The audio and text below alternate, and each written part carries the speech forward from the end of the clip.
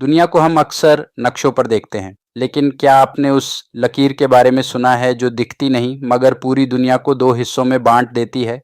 इसे कहते हैं द ब्रांड लाइन। ये सिर्फ जियोग्राफी नहीं बल्कि पैसे, पावर और डेवलपमेंट की कहानी है। एक तरफ है ग्लोबल नॉर्थ, अमीर और ताकतवर। दूसरी तरफ है ग्लोबल साउथ, वह देश जो सदियों से पीछे रहे। लेकिन अब तस्वीर बदल रही है। ग्लोबल नॉर्थ और ग्लोबल साउथ का फर्क सिर्फ सर्दी और गर्मी का नहीं है, यह एक सोशियो इकोनॉमिक फ्रेमवर्क है।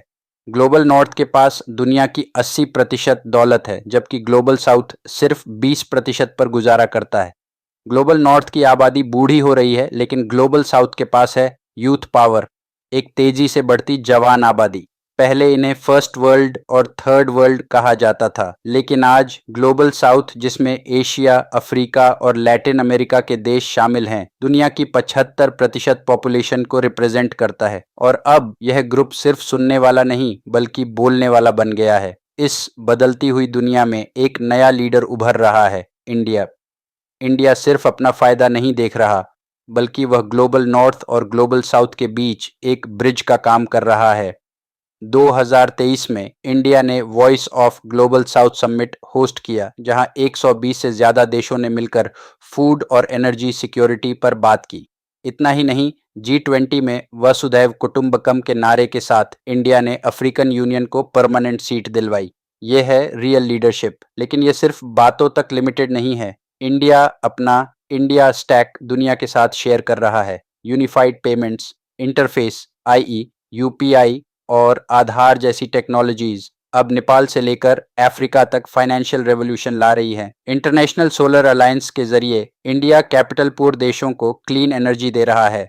इंडिया की NTPC आज 11 अफ्रीकन देशों में सोलर प्रोजेक्ट्स पर काम कर रही है। इंडिया का मॉडल दूसरों से अलग क्यों है?